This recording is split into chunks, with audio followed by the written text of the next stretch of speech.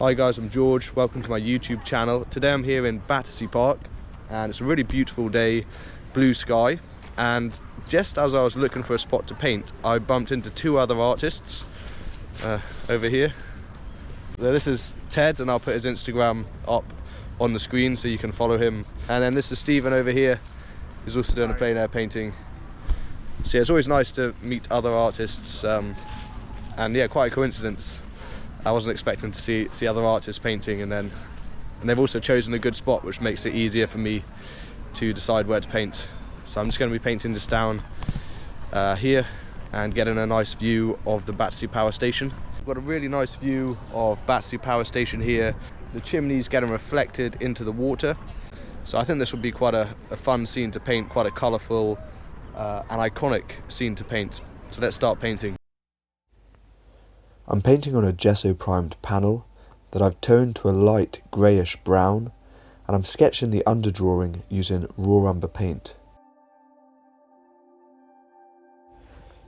Here I'm simplifying the groups of trees and buildings into simple blocks, outlining the big shapes that they make. I've placed the horizon line a bit more than 1/3 from the top of my panel, which will give me room to really focus on the reflections in the water, and these reflections will take up over half of my composition.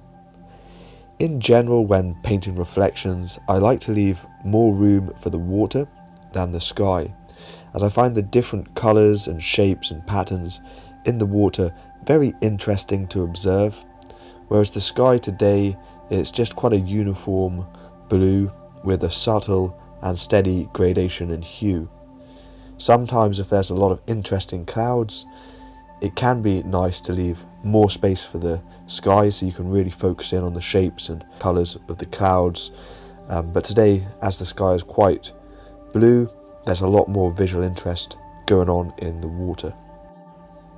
Another advantage of having a higher horizon line is that it adds a sense of scale to the objects above it, such as Battersea Power Station, which is massive, and I want this to come across in my painting.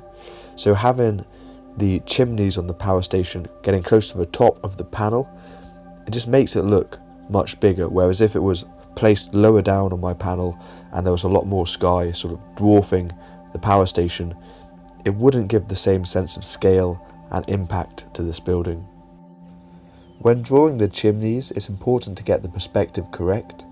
I'm imagining lines being drawn between them like the top of a box, and it's also helpful to imagine these lines continuing off to the sides and meeting at a vanishing point along the horizon. As I sketch in the positions of the reflections on the water, I'm just outlining the big general shapes and making sure that the reflections line up with the features that are causing them.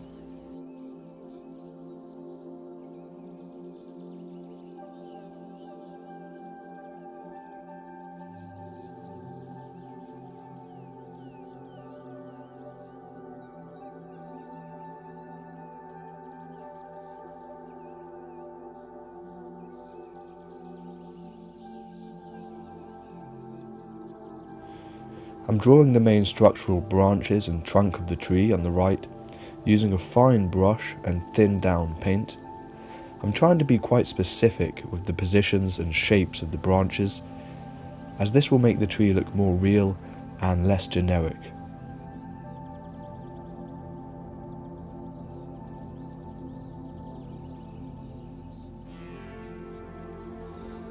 I'm now mixing the colour for the lowest part of the sky using my palette knife, and this is the lightest part of the sky.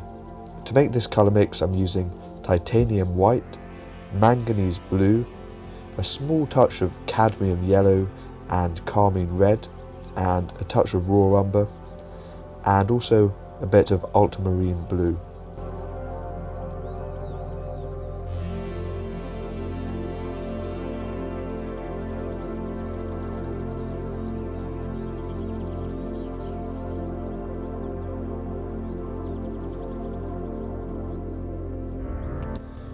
Here I'm mixing a slightly different colour mix for the sky, which is higher up and takes on a deeper blue hue, and also gets gradually darker in tonal value as it gets closer to the zenith of the sky. For this colour mix I'm using titanium white, manganese blue and ultramarine blue. Here I'm painting the section of sky above Battersea power station with the lighter colour mix that I've made on my palette, and as I paint I'm also refining the contours of the chimneys.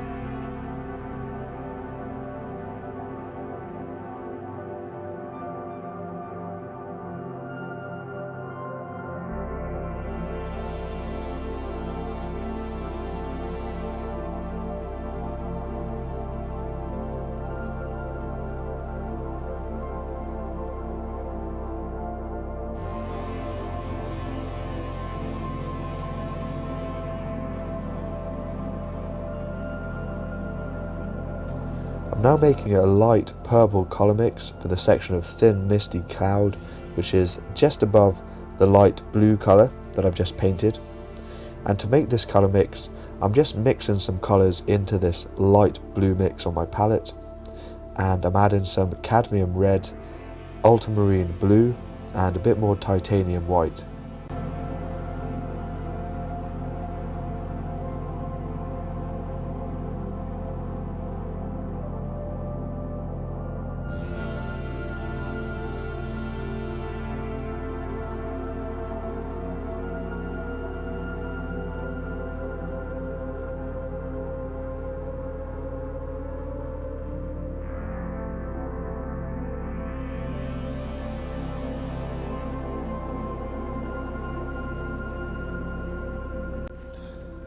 I'm now going in with this deeper, cooler blue colour mix for the upper section of the sky, and I'm softening the transition between this area and the purple haze below it.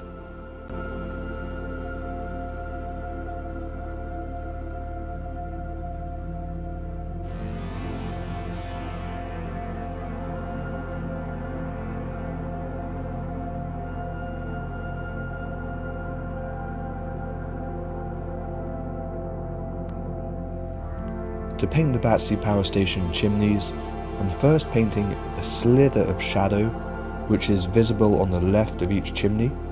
I'm using a colour mix of ultramarine blue, carmine red and a touch of raw umber and titanium white to create a purplish grey, as the shadows are receiving reflected light from the blue sky, which makes them much cooler in colour temperature than the sections in sunlight. And the sections of the chimneys in light are in fact the lightest light in the entire scene. And to paint these I'm using titanium white with a small dash of cadmium yellow to create a bright, warm light colour.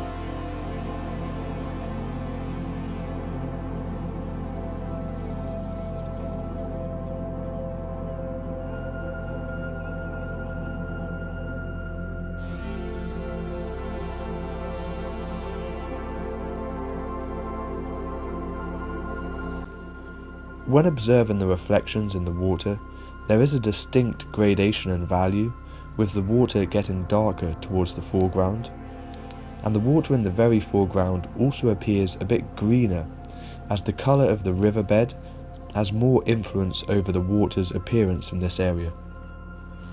When painting reflections, keep in mind that they are usually slightly darker than the object that they reflect, except for the dark areas which often appear a bit lighter in the reflection.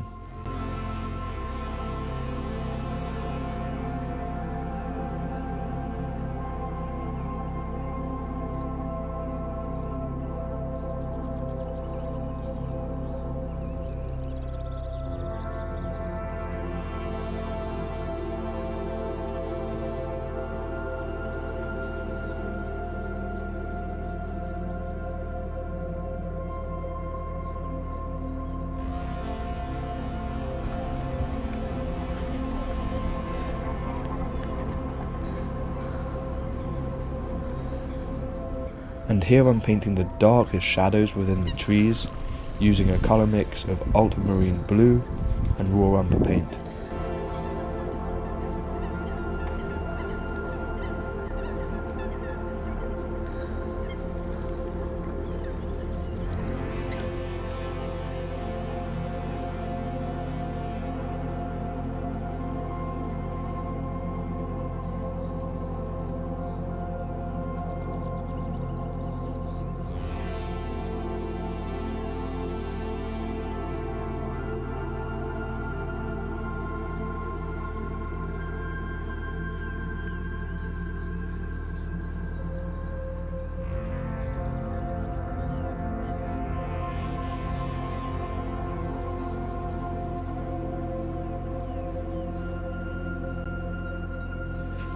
As I paint the foliage in the distance, I'm focusing on capturing and pushing for variety in hues within the different groups of trees. The trick is to capture the variety of colours without pushing the chroma too much. As colour is relative, so even greys can look colourful when placed next to different greys with different hues.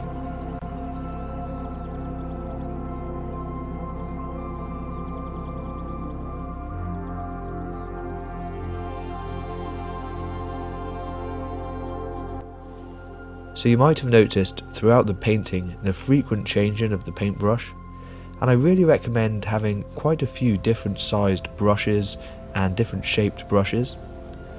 I mostly use filbert brushes which have a flat ferrule, which is the metal part which holds the bristles, and the bristles are tapered into a rounded oval edge, a bit like that of a tongue.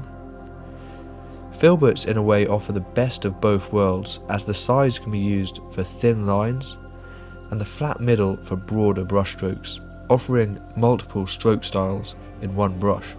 And filbert brushes are also good for applying soft transitions between edges, as the curve on the brush doesn't leave a sharp and definitive mark like that of a flat brush. But I do also have some round brushes which have a fine point and are great for doing small details like the fine lines of the tree trunks in the distance or narrow branches. And I do have a few flat brushes which are nice because they lay down even layers of paint and allow for quick coverage of large areas, but they also can create sharp lines and chiseled edges which are useful in certain areas of the painting.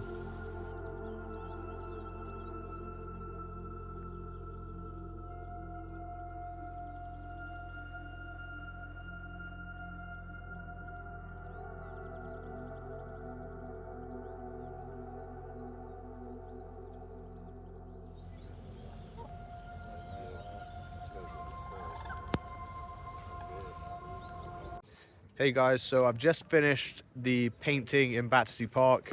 Really beautiful day, lovely blue sky, and great to meet those other artists as well. So I followed them on Instagram, and again I'll link their Instagrams to this video, so you can check out their work as well. It's always nice to meet other artists, other people who are interested in painting outdoors. And I'm going to be trying to make the most out of this sunny weather. And I'm going to be painting definitely every weekend, maybe during the week as well. So if you're in London and you like to paint in a park or anything like that, let me know in the comments, because maybe the case that I'll be painting and we could paint together, which would be nice. Anyway, I'll see you in the next video. Please subscribe. So as I mentioned earlier at the start of the video, I'd show Ted and Stephen's paintings. So here's Ted's painting, and here's Stephen's painting. And here are all the paintings together, and it's really interesting seeing the different styles. So make sure to check out their work, and I hope to see you in the next video.